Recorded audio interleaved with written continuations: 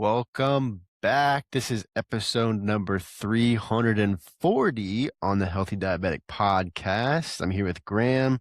Before we get started, please remember that nothing that you hear on this podcast should be considered medical advice or otherwise.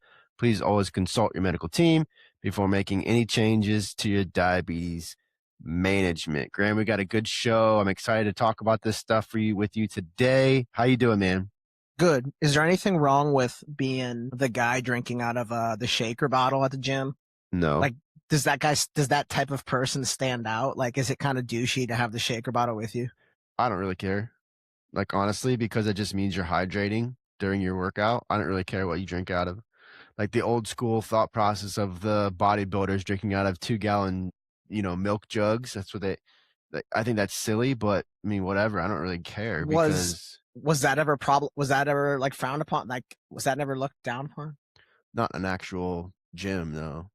I don't think so. Bro, I heard this. I think I've told this story on the podcast before. I heard at a Arnold weekend one weekend, because we have Arnold at our hometown of Columbus.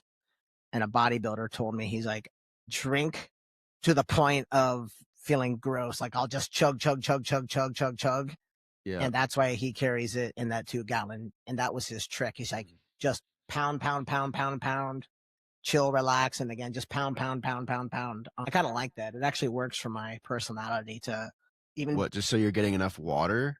Well, let's say I'm standing at the sink and I could get 40 ounces down in 2 minutes while I'm kind of just doing something. Yeah, but that's also not good for your system. Like you're not supposed to drink 40 ounces of fucking water at one time. So like it's go not ahead. good for digestion. Well, go ahead. Okay, go ahead. Why?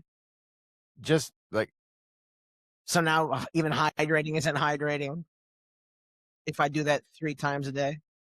Okay.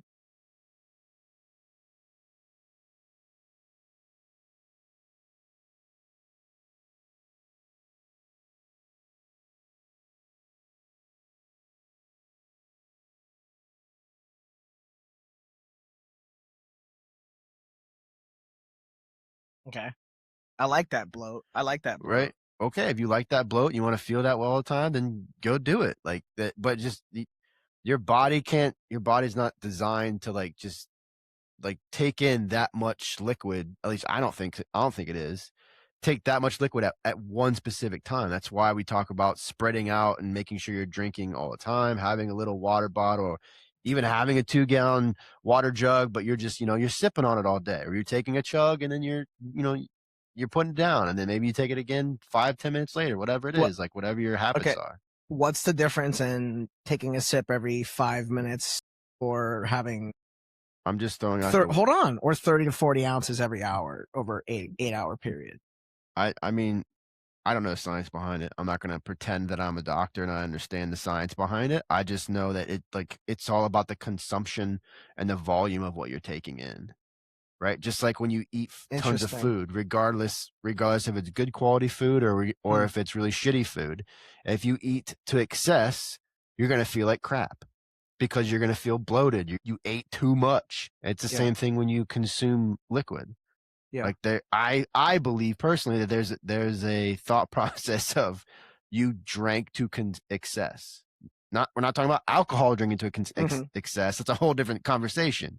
We're just talking about a liquid like water. We know we're supposed to drink water. It helps with blood sugar regulation. It helps with insulin resistance. Helps increase insulin sensitivity. Like, it does a lot of really good things. Your body's 70% water, something like that. So, like, you need to rehydrate yourself and make sure you're hydrated all day long. But if if we're talking like semantics here and saying, oh, I'm just gonna drink water 3 times a day and drink 30 ounces or whatever at one time, or whatever it is, some excessive amount of water at one time, 3 times a day, I don't think that's right for the body. Especially if you're going on exercising, especially if you live in Florida like Graham lives and you're constantly outside and it's the summertime and you're like just sweating. Like, you need to be drinking water throughout the whole day. So again, I have I guess maybe 2 questions. That is known in your profession and it has always been a thing, like spreading water out versus consuming a lot at once. That's always.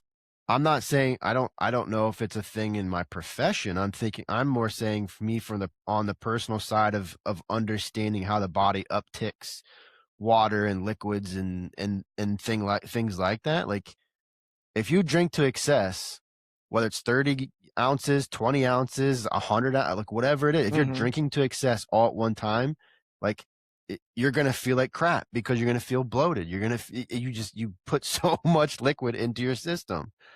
I don't believe, personally, for me, I don't believe the body's designed to do that. I just wonder if I mean, I know this is such a stupid analogy, but I do it with my plants all the time. They're draining plants. So you know, they're right now in like they're sitting up in somewhere nice, but you take them out, you put a ton of water through them so that the water drains all, and they're beautiful. And I guess you're putting tons of water in your system and it's not going anywhere. It's just getting processed and going through and you're pissing it out. Coach KPN, how dare you interrupt me? How dare you say something stupid? I said, Coach, this isn't stupid. My argument would be, at the end of the day, you're gonna see the same product of a person. Oh, you're not. There's two totally different. Listen, you're always gonna be a little bit better than me because you're like the perfected version. I actually think about this a lot. No, I do.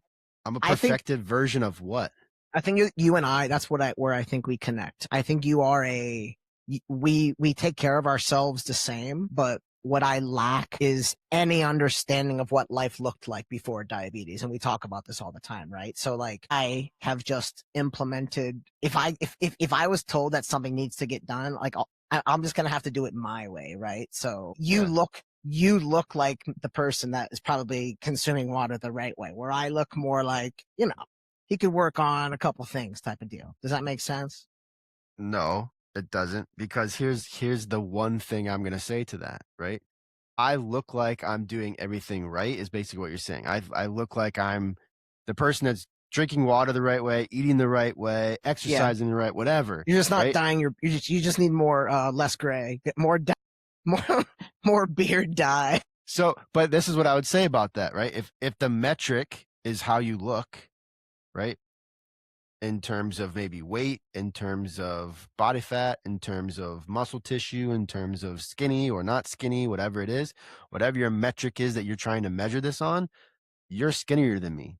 So what measurement are we trying to measure this on? If I were you, I'd wake up every morning and I would lay so I'm on my back and I just dangle my legs in the air and look at my calves and just be like, God, look at me. Look at me. Like, look what I get to stand on every day. You're hilarious. Man, I work so hard on my cat, bro. I work so hard on my calves. Like I essentially, on top of running every day, I'm in the gym. I'll whack past the calf machine. Like, dude, I got to do that. So, like people get calf implants here. And I was just in Miami, bro. You got to come down. I got to take you to Miami. I don't know if you've ever been to Miami. That I have. I'll recommend that to everybody, but it's expensive, but it's fun while you're there. But man, like, what people wear and what's normal, like quote unquote, man, what is normal is mind boggling in a city like that. So I wanted to ask I do want to say something. What are your thoughts on the person that's putting a bunch of things into their shaker and all the supplements and cause my joke was going to be in the beginning, what about the guy who's like, pulls his bag out and he starts making, there's dust everywhere because he's, is that showing off? Like, what is your opinion about that from like a personal trainer? Are you just, go ahead. You already know what I'm asking. Is there a point where it's too much? No, it's not, because that person is doing something specific to get to a specific goal. So it's not too much. It's the same thought about us diabetics. Like, do we think it's too much when we're out with our friends or we're out at a restaurant and we're pulling out a glucose meter because our freaking CGM failed and testing our blood sugar at the dinner table or at the table? Do we think it's too much to pull out an insulin pen and draw up insulin That's to keep and us give alive. ourselves a shot? That's keeping us alive. It's the same thing. It is the same. Somebody it's literally the same no thing. acids in the gym is not. It is the same thing, because you have to think about what the actual result of that is doing, right? They're working towards a specific result, which is a specific physique that they want to have. When we are out at a restaurant, when we're out in society taking care of our diabetes, we're doing it for a specific result, to stay alive, right? So it is literally the same thing. So for you to ask me that question is like, do I think that that's normal, or do I think that's over the top? I'm like, no, I don't.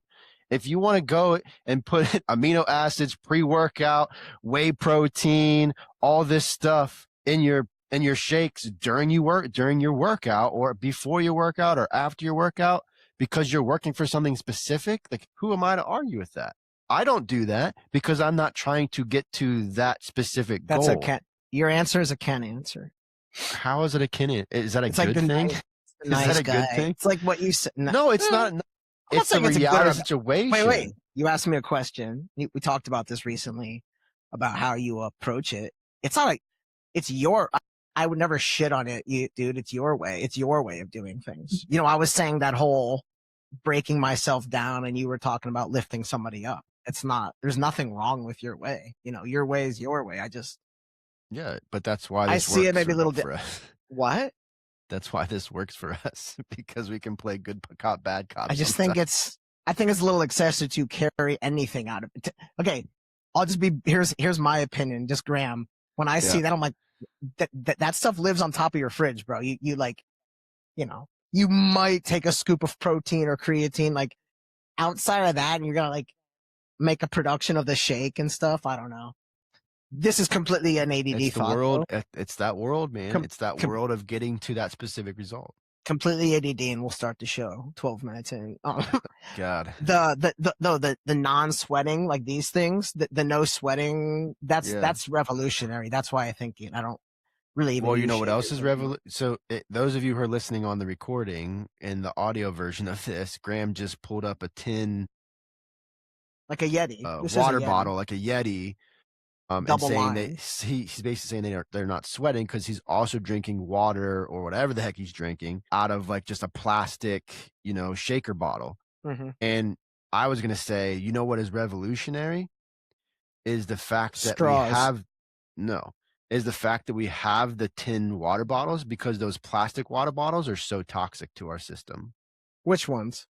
The shaker bottles, the ones that are made out of plastic. Yeah. Plastics are getting destroyed right now. They even talk about. Go ahead.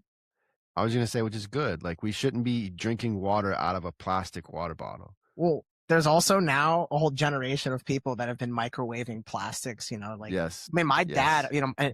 God rest his soul, but my dad was a part of that generation when, I was too. I did the same thing. No. But earlier when microwaves first came out, they still sell products all the time. Like, one of the most popular microwavable products to this day, $1 billion product, that Easy Mac, Easy Mac, that's all been in plastic for, Oh yeah.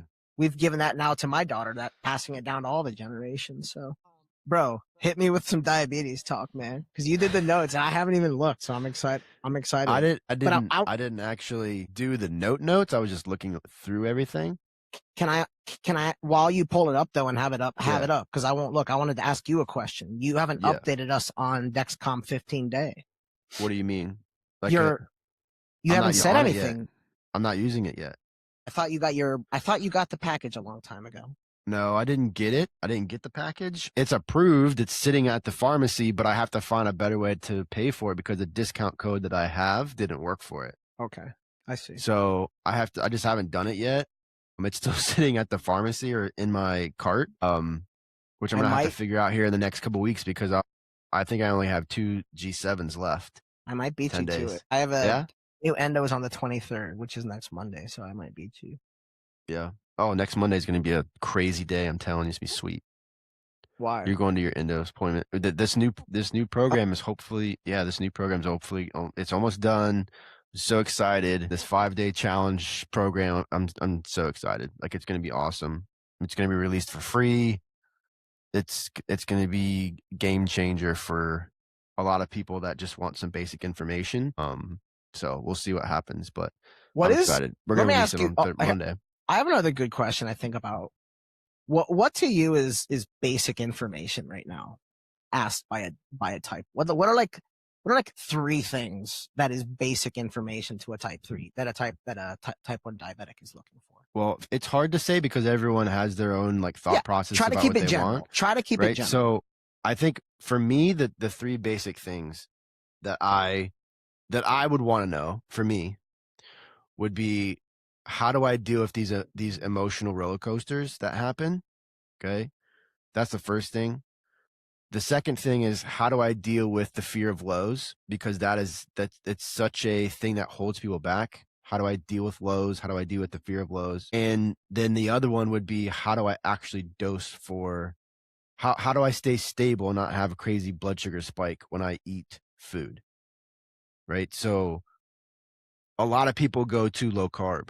A lot of people go to not eating a lot of sugar. A lot of people will go to, this low carb thought process of, I'm just not going to eat a lot of carbs and then I won't spike. Like, okay, well, again, we go back to the whole thought process. Is that sustainable? Can you live your life like that? Right? Is it the first time you go and eat pizza or eat some ice cream with your friends, or go, if you're a young kid, go to eat some birthday cake? Like, how's that going to work? Right. So for me, I think those are the three main things that are basic informational things. And it's hard because those three things are also the most difficult to navigate, right? So it's not like it's an easy basic solution to that, but I feel like that's some of the biggest pain points that we all go through. I know it is when I first started, then when I was trying to figure this all out, because I was dealing a lot with my mental health. I was dealing a lot with, how do I dose for food on a consistent basis? What are the principles I need to follow? And then, the other one with, how do I deal with these emotional lows? How do I deal with lows? And I think those three things are like basic information that I want everyone to have. And we do talk about all three of those things in this 5-day challenge. But yeah, it's I think that if we can kind of start with those processes, and even really start with anything that someone has, like those top three things that they have challenges with, if we can start answering those questions or creating some type of understanding, building principles on what to actually follow to deal with that stuff, the sky's the limits, I believe. Would you categorize somebody learning about food and learning how to read about nutrition and Yeah. looking how to, we always, something which is such a funny reality that we face all the time is, if you have a bowl of, let's keep it simple. You have a bowl of white rice. For every action, there is a reaction. So the size of the spoon that you bring out is going to dictate for a diabetic their few, like, you know what I'm saying? That is the action that is going to dictate that reaction, as in just a serving on the plate. You really, if you could, you'd rather see what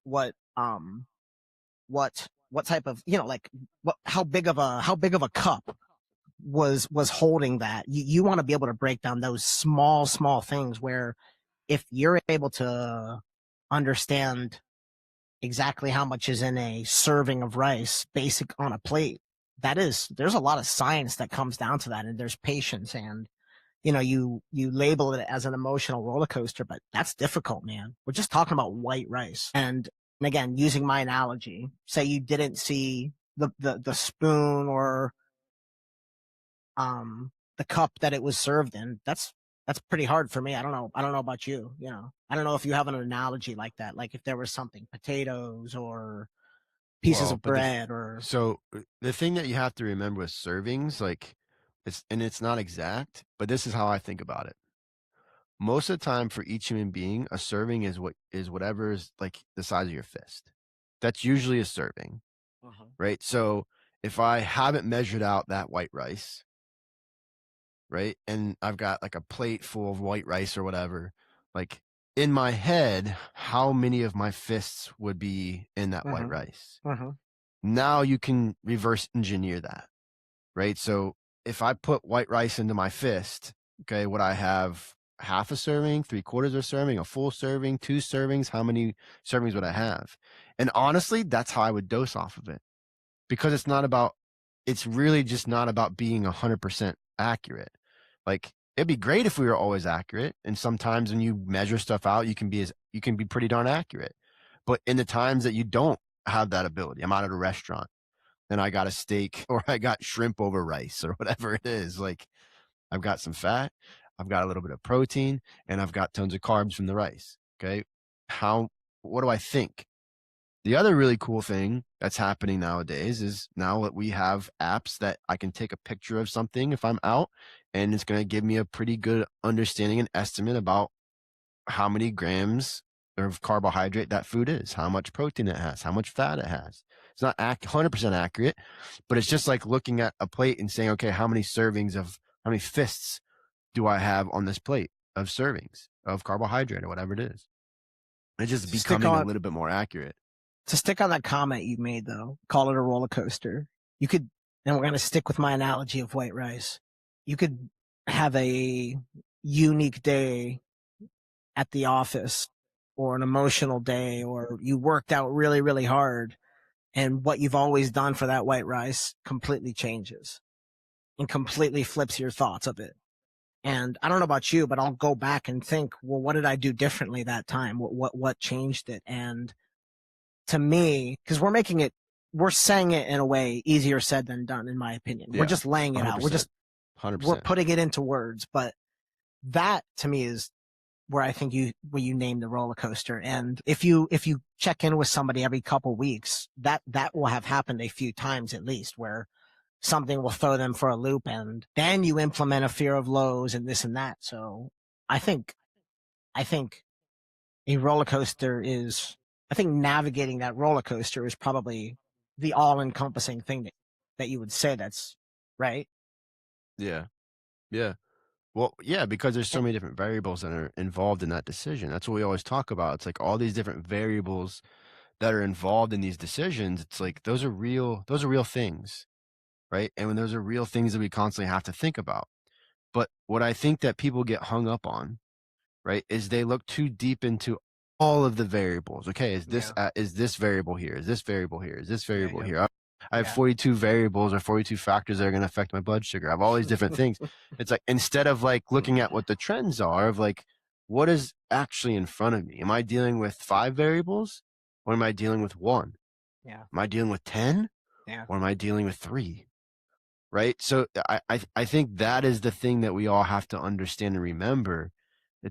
And that's why, I mean, diabetes kind of sucks in that instance, because like you said, it's not always the same.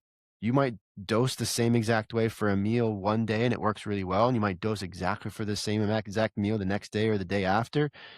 And the variables might have changed. Maybe you didn't exercise the morning of, maybe you're sick right now and you need more insulin, like whatever. Yeah. Hold on. So those variables all matter. And because the variables matter, because the variables are ever changing, you're going to have consistent variables that always happen. And then you're going to have other variables that are out of your control that are going to happen. Then you're going to have variables that just pop up that aren't consistent that are going to happen. Right. So understanding that thought process, and it's like, and then not kicking yourself in the ass when you mess up or when it doesn't work the way you want it to work, because maybe you missed a variable that was in part of the process. This whole entire thing is about experimenting. I wrote this down. I kept writing this down because I thought I heard this when I was young. In retrospect, looking back, you're just meant to live your life with diabetes. That's it, you know, and this is maybe where I don't get too caught up in the idea of a cure. It's nothing. It's like a self-defense, right? I always think like, well, until we're there, I'll get in bed with it. But now I will always think of it that I will always think of it that way. It's like at the end of the day, you're just meant to it's just like the analogy, keep it simple, right? Like you're just meant to live your life with it. And again, super, super easier said than done. But I'll ask you this question. If you were a year into diabetes right now and you were really, really, really overwhelmed by exactly what you said, you couldn't navigate the fact that, is this one fucking thing or is this 10? Am I overthinking it and creating a million out of one? Like, what would you, like, where would you jump to? Like, would you, like, if you were if you could almost say I have like developed anxiety because of this, you know, would you Mm-hmm. go to like would you go to like a mental health professional? Would you hire, you know, like who would you reach out to? I mean, because I've been there, but you know, you can't, It you don't even depends on, know where the starting is in the beginning. You know, you don't know your ass from your hole, you know, a hole in the wall. yeah. I think this is a really good question, Graham, because it's a very serious thing that you have to think about, right? And where's the first place? Let's just talk about the reality of what happens, and then we'll talk about what the solution actually is. Okay. So the reality of what happens, whatever challenges that you're having in your management, in your diabetes, your mental health, whatever it is, whatever challenges that you're having, what's the first place that you go to? First place. What's the first place that your brain goes to that I'm going to go get help from? I Your mean, doctor, your your endo help. doctor, your Yeah, your endo, endo. Yeah. your endo, your family The practitioner, staff, whatever. that staff. Right? Yeah. Yes. Okay. That's the first place that you look to. Okay. Hmm. But here's the reality. We've talked about this so many times. I mean, if you guys are listening to this and you've been following me in this show for so long, you know exactly what I'm about to say. Okay. They cannot help you. They can't help you. They only have 15 to 20 minutes, 30 max. They can't break all this down step by step and then troubleshoot with you, but then also do what needs to be done on the back end, which is the follow up. How did this go? And a follow up can't be every 3, 4, 5 months. That's not follow up. That's a check in. So, this concept that they have all of the answers, which they don't, but this concept that they can help us with all the answers, including how to dose, right? They can definitely help us with a little bit of dosing. Okay. You got these things going on. The trends look, pretty consistent. Let's make this adjustment here and there. Right. And then over time you learn, oh, shoot, I don't even need him or her to help me with the adjustment. I'll just do it myself. Right. Over time you learn how to do that. But when we talk about, this thought process of where's the anxiety coming from? Do you have anxiety? Like all those things that you're saying, where do you go? Where should you go? It depends on what the challenge is that's in front of you.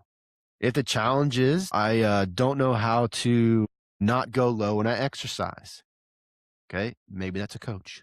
Maybe that's another diabetic that you know that is doing really well with exercise. Maybe it's just a conversation you need to have. If it's, I have a lot of anxiety with lows, I have a lot of anxiety with dealing with the emotions of diabetes. Maybe that's also a coach like myself. Maybe that's a psychologist. Maybe that's a social worker. Or maybe that's just another diabetic that's going through the same thing. Right? So what is the actual challenge that's in front of us? And then we kind of start talking or thinking about who is the type of professional or who is the other type of human being that I can get that support from. Can I just go listen to a podcast and be like, oh my God, that makes so much freaking sense. What Ken and Graham is saying, it makes so much sense. I can totally implement that. And now your world has changed. Right. So I think that is the solution. What is the challenge and who can help you with that? Okay. And again, I'm not trying to toot my own horn, but there's not many things that I haven't been able to help someone with, regardless of what it is. Have you spoken? Because Sorry, go ahead. Go ahead. no, Sorry. I was just I thought no, you. I was just saying, and it's not because I'm a psychologist. It's not because I'm an endocrinologist. It's not because I've been a fitness coach forever. It's not because I have a high level nutrition certification and I understand nutrition. There's definitely things that I just don't flat out know. But the difference is when you are in front of someone that can listen, troubleshoot, come up with solutions, and then come up and then actively follow up to make adjustments, that's what this is all about. That's literally what coaching is about. Listen to the individual, or come up with a solution, troubleshoot things after the follow up, and then troubleshoot things. Like that's literally coaching. But that is not being done on the medical side because they necessarily can. I don't want everyone to think that I'm just like ragging on the medical system.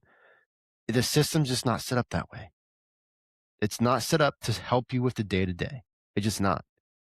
They don't have the time. They don't understand. They So don't have time to follow up. so what is an endocrinologist's greatest attribute? What's their greatest strength? What is Hmm? what do they have? What do they have to offer then? Your endocrinologist's greatest strength is to help you build the foundation of what your ratio should be. That's their greatest strength. Of what When your you are ratio should be, bro? yes, yes, No, I mean it has to be. because they help to build the foundation of ratios. They just do, because they understand the math, they understand the science, they understand all that stuff. My argument with all of it is there's so many other aspects that people have challenges with that they don't have the ability to help with on the day to day. And if you want to throw in, they can order your prescriptions because you need them, you can throw that in there too. That's another great attribute of your endocrinologist. But if we're talking about troubleshooting, if we're talking about follow-up, if we're talking about helping with your mental health, if we're talking about helping you to navigate exercise, helping you to navigate how you actually consume food and how do you actually dose for food, they don't know how to do that stuff. And for me, that is the biggest thing. Those are the biggest levers that you got to pull on every day anyway. So if I can't get that support or understanding or education from those individuals, and some people can, because if you are in a practice that you can go see a diabetes educator, or you can go see a nutritionist, you go see a psychologist, and actually be able to see them multiple times a month, then that's very impactful. But most people don't have that ability. So because their insurance doesn't pay for it or whatever it is, these are the things that we have to think about. And this is what you have to think about when you're looking at, who am I going to get support from? Who is actually going to support me in the day to day? Is it just going to be my friends and family? Is it just going to be me listening to Ken and Graham and other talk about this shit every week? Is it going to be, I'm going to watch tons and tons of videos on YouTube, or I'm going to watch tons and tons of videos on social media, connect with people, go to, Breakthrough T1D summits and get education and get into your local chapters and read articles, read books, like get into coaching, whatever it is. It doesn't matter to me. I don't really care. I want you to have the support that you need. And you cannot get the day to day, how to deal with the day to day of diabetes. You can't get that from your doctor. You just can't. I guess my Why do you put argument. me on these rants? Dang it, man. Well, now I want to argue against. Now I definitely want to argue against this and in Okay, support let's of. argue against this. Well, I gotta support the MD. I gotta support the MD and these I'm people. not saying don't support the MD. Hold on. Let me say what I'm saying. Diabetes is a problem, not the person with the diabetes. And I think that, hold on, hear me. So let me say this I again. didn't say anything. Diabetes is you are Ken. You have Yes. diabetes. That is Yes. that is problematic to your endocrine system, so my first point is understand what type of doctor you're going to. That's everybody should do that. But B, you, Ken, are not the problem. Graham, I am not the problem. But when their entire existence, when everything they have to do is hear about what the problem really is and what everybody comes in and tells them that the problem is, I think that's where it gets cloudy and you forget that there is an MD there behind what's really happening. Is there something to be said about 15 to 20 minutes every? I don't even know what it's supposed to be. Is it every 6 months or every quarter? It's usually every I quarter. go like a year, dude. But so if I have 20 minutes, dude, I'm gonna say this really bluntly. Here it comes. If I have 20 minutes a year, I'm not gonna be the victim, dude. We're not talking about all the problems that I have and what I'm doing and this and that. We're gonna talk about the basics of what this person understands and knows. And that's what they want. They want to know that you are, no matter what your numbers are, you are making the efforts in the right direction of the problem that you have put in front of you. And again, people, I couldn't imagine it. It must be a nightmare to have to deal with the type of people that have diabetes, bro. 100%. I must. I feel horrendous for that whole. And again, if you read about it, a lot of endocrinologists specialize. And I would too. I don't know what direction I would go, but man, I've developed a really good relationships. But I swear, over the years, they come into my office just like just worn and weathered and broken down and beaten. So we gotta remember, because diabetes isn't the only thing that they're taking care of too. Yeah, They're taking correct. care Well, of correct.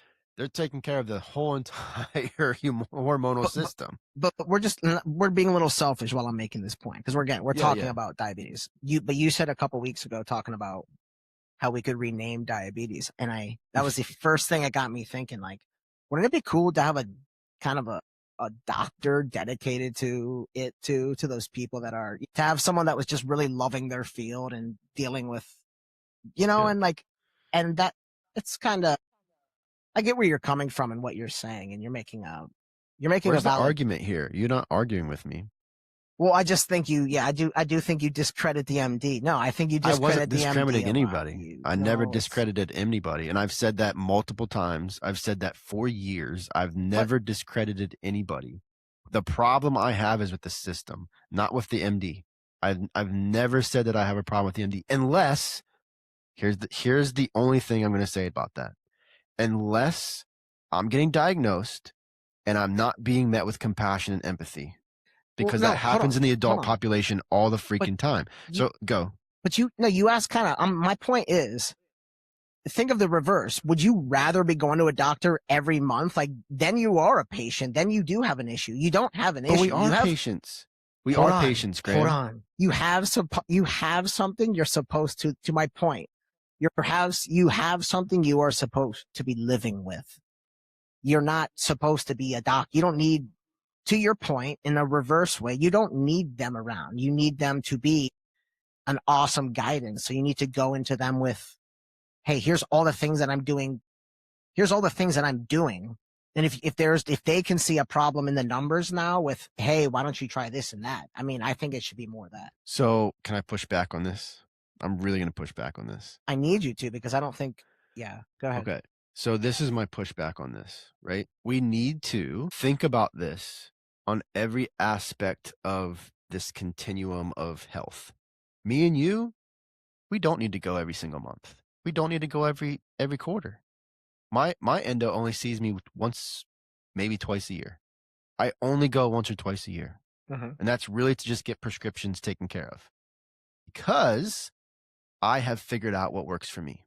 When you look at the other, so I would say I'm on the right side of this crazy equation. If you think about a continuum line, right? I'm on the far right side, right? I figured it out. I don't need their guidance and their assistance. I love my endo as a friend, as someone I can talk to. Like, when I go into him, I'll sit there for 20, 30 minutes and we'll just shoot the shit. He'll ask me questions about what's going on. He'll ask me about Afrezza. We've talked about that before. Because I don't need him in the way other people do. If I'm someone that hasn't figured it out, my mental health is shit because I just got diagnosed. I haven't navigated everything. I can't understand. I'm having a really hard time with acceptance and all this stuff. Okay. I'm having a real hard time understanding dosing and how to dose and like when to dose, how much to dose, when do I uptick, downtick, how much pre-bolus should I do? Having a really hard time with that. I'm having a really hard time understanding or thinking about, should I go on a pump? Should I not go on a pump? I'm having a really hard time understanding about consistency and how do I actually build routines. I'm having a really hard time with going low all the time. I'm having a really hard time with going low during exercise. Like, I'm constantly spiking after I'm eating food. That type of person needs follow-up. They need guidance. They need a guide. And that's what I've always said with the medical system. It's not set up to help that individual. It's set up to help us who don't really need them. That's who it's set up to help. I do think it's not set up. Hold on, I'm not done. It's not set up to help that individual, because that person needs, sometimes even at the beginning, weekly follow-ups. That's a lot to ask of those MDs. That's a lot to ask of them. Some people need monthly follow-ups. Some people need constant communication from their assistants, from the CDEs, from the nurse practitioners in the MyChart, like through email. Which, I mean, most of them are able to do that. Like, you message your provider's office and you get a response, which is awesome. But think about like trying to troubleshoot an emotion through an email. You can't freaking do that. Think about trying to troubleshoot a low through an email. How do I take care of this? How do I do this? That's what I'm talking about. It's never, ever been about saying that it's the MD's fault. It's not the MD's fault. It is the way the system is set up, because the system is not set up to help the individual that actually needs that MD. We don't need that MD. I literally only need my endo to give me like rewrite prescriptions every year. Okay. Because I can figure everything else out. Here, Ken, to go to your scenario, and to me, this is perfect. Maybe it's I have just a different understand. Let's just I'm not going to be judgmental with my comments, and I'm going to leave it general. What? You're not going to be judgmental? Just listen. I wonder if my understanding is just that, I've waited this long to come see somebody. While I'm there, they're asking me, I'm going to say like, hey, I have X, Y, Z. I got double X, double Y, double Z, all this shit happening. And you express that to them. They have built a business on understanding that. So they have a staff there to help you navigate through that. Where your endo might say, okay, hey, I see you're having a hard time. Let's do a 3-month follow-up. In the meantime, here's Bruce and Jane, the CDE, and the psychologist and nutritionist. They can put you with a nutrition. Like that's my understanding though. Is that this would be the thought being, this is a temporary, this is a temporary in the sense that we're going to get this person up to speed. They got to get through the mental. And that stuff exists, right? Here's the problem. This is the exact problem. And it is the exact problem we're talking about with the endos. That stuff exists. It does exist. It's like such a weird way of saying it. Go ahead. Okay. Well, I'm going to tell you what the problem is. It's called being a doctor. Again. Hold on, dude. You're missing the fucking point here. Okay. You're talking about something very specific, right? Because these MDs, they do, if they understand, because if you come to your MD, which is what you're saying, if you come to your endo and say, I'm having a really hard time with my mental health, having a really hard time with understanding this pump and being able to figure out how to navigate I'm having a hard time with nutrition. You tell your MD that, what is the first thing that they're going to do? Okay, cool. Let's get you set up with a nutritionist. Okay, cool. Let's get you set up with our in-house psychologist. Okay, cool. Let's get you set up with the pump companies that can teach you a little bit more. Let's get you set up with the CDEs. They can help you navigate some of this. Awesome. That's freaking amazing. And that stuff exists and that stuff happens. Your doctors will refer you to those individuals within the practice. Okay. Here's the problem. The problem is the same exact freaking problem that we have with your endos and only having a select amount of time. You're going to have more time with each one of these individuals. That is the problem, time. Okay, so let's say I go to, I'm dealing with my mental health. Okay, and I'm just making an assumption from conversations that I've had with people that have had to go through this process. Okay, I had problems with my mental health, or I want to go see a nutritionist. What happens? Okay, I get connected with this individual. I get this scheduled. The nutritionist only has 30, 60, maybe 90 minutes on the max, probably more 30 or 60 minutes. Okay. There's not tons of follow-up on the backside. So now you have to take all of this high-level nutrition education or all this high-level nutrition stuff and pile it down into a 30 to 60 minute window of getting support. Okay.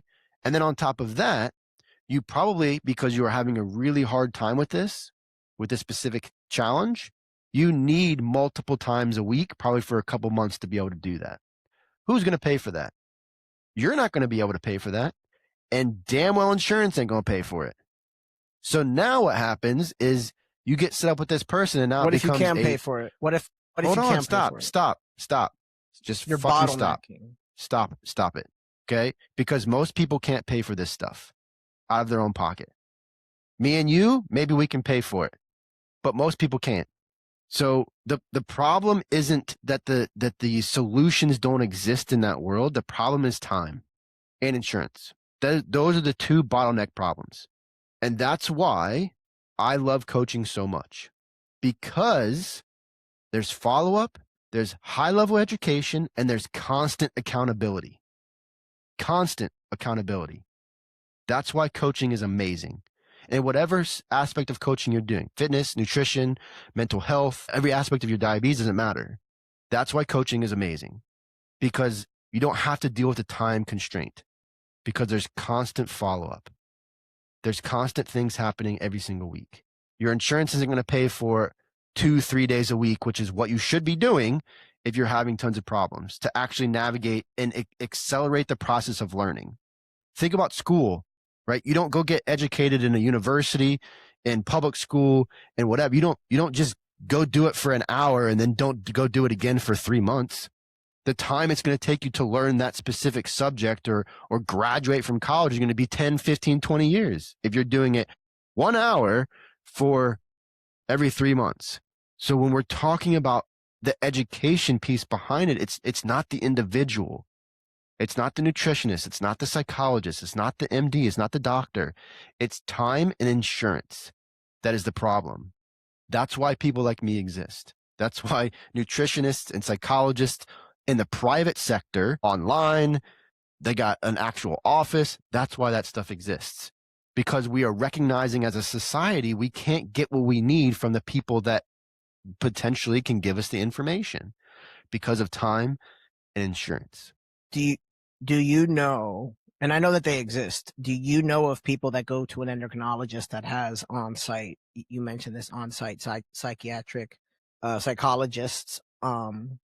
I mean, again, maybe I understand too that I think endocrinologists themselves understand how, oh yeah, you know, we're talking hormones and the body reacting to things. So right. So it's like the endocrinologist is like, hold on. My question is like, have you met someone that specifically said like, I can't deal. I need some, I like could see it almost deal. like I could see someone I see it every day on social media. Like, hold on. I could almost see somebody being medicated to like someone who's anxious or depressed. I could almost see, you know, an endo wanting them to be on something to kind of give, you know, to help breathe a little life into what's going on and maybe, you know, remove the emotional aspect of what's happening. It almost, and again, my continued argument with medicine is in a good doctor to me would think like, all right, Graham not only has type 1 diabetes, but Graham is also like super anxious. We'll say all the things that I am, hyperactive, OCD. Like this dude needs to be medicated so that he can be on insulin type of deal, right? So that he can understand how to take his insulin. And I care enough that I'm going to be all over this kid. Like I'm going to make sure I have someone checking in with him. You know, I might even specifically send him to a psychiatrist who could, you know, who is someone that would look at different medicines or things like that. How many, if you have to be this person that's going on medications, okay, because you're dealing with anxiety, you're dealing with all these things, how many medications is too many? But okay, people say this all the time. Who cares if you're normal? If you're happy and normal? It's working? What does that mean? Normal? What does normal mean? If you're happy. If you're happy? Yeah. Yeah. What do you mean? If you got so, bro, Can I tell you a story? I'm going to tell you this story. Sure. Okay. And I don't know if I should say this story, but it irritates me. Go for it. I'm not gonna I say can rebuttal you with like a 10 times better story. I guarantee you can't. I guarantee you I can. Without hearing it. Go ahead. Okay. We'll see. So here's my issue with the medications. And in some instances there's medications need to be, I will just say that in some instance medication needs to come into the play to help and support. When I look at the kids nowadays, when I look at even the type 1 diabetes kids, some of these kids are so highly medicated that there is no normal for them.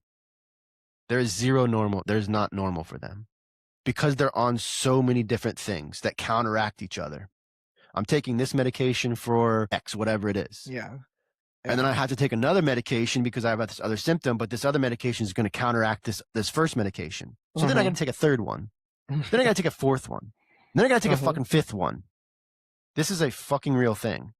Yeah. That so many of our kids are medicated out the wazoo just to say we need to calm them down. It's ridiculous.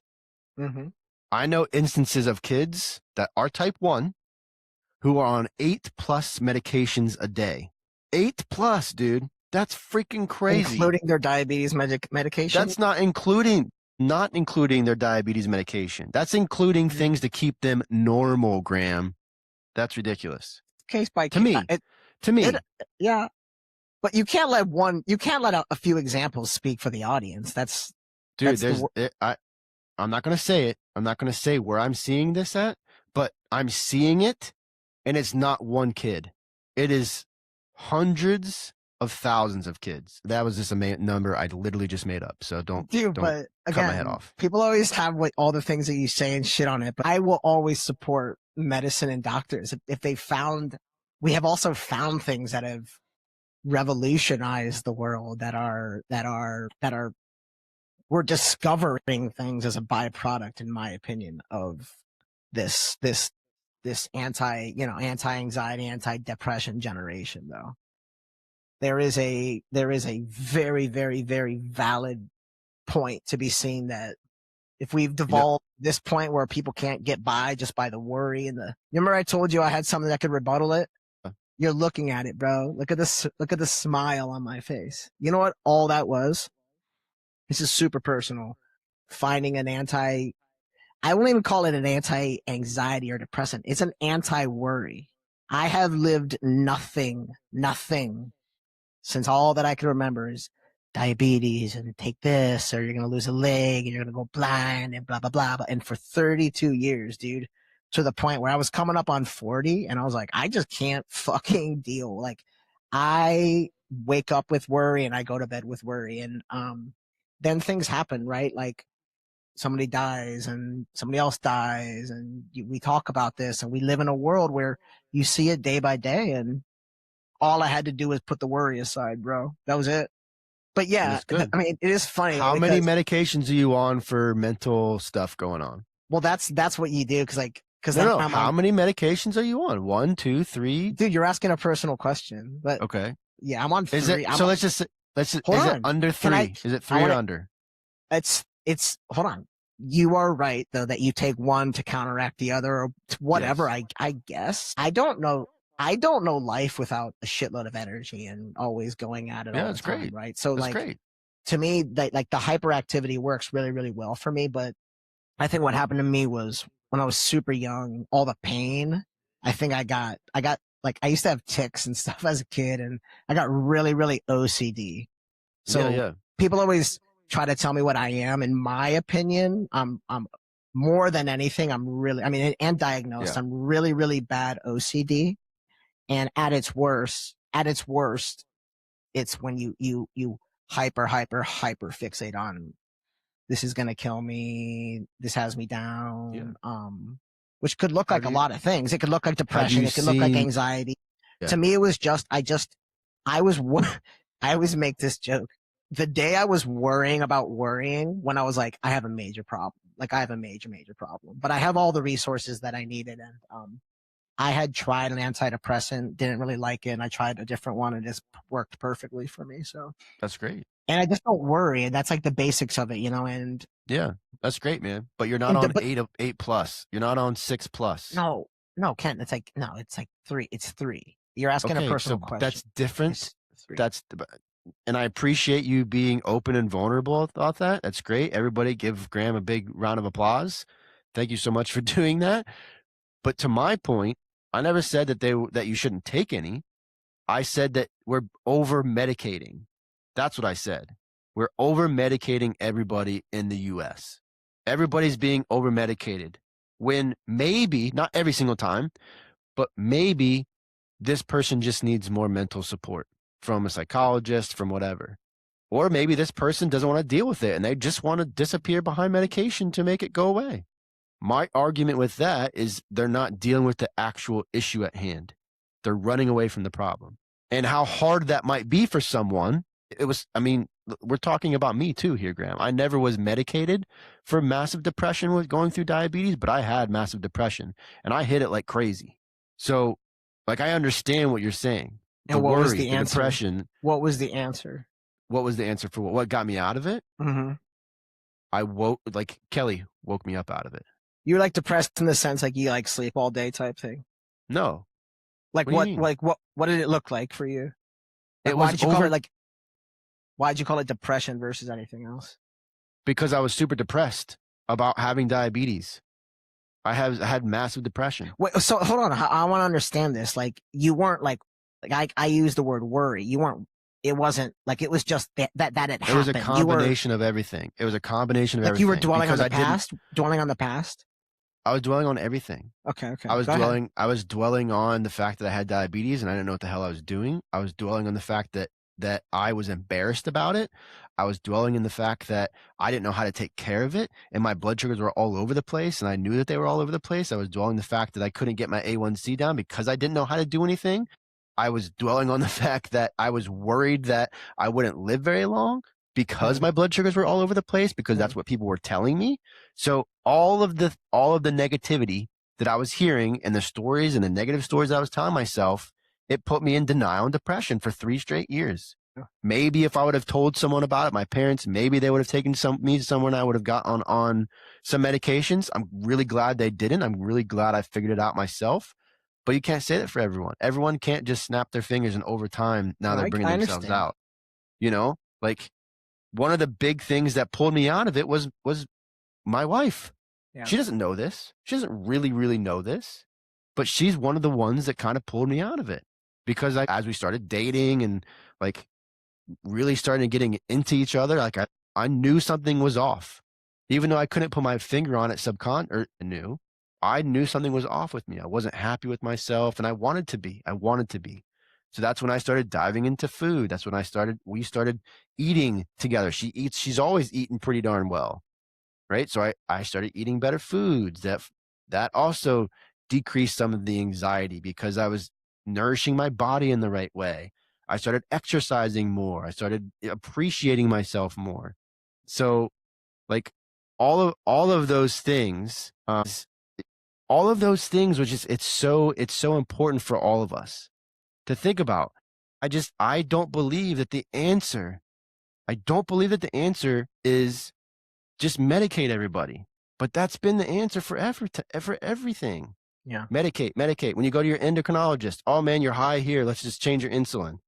When it might not be an insulin problem. It might be an insulin problem, but it might not be an insulin problem, man. Yeah.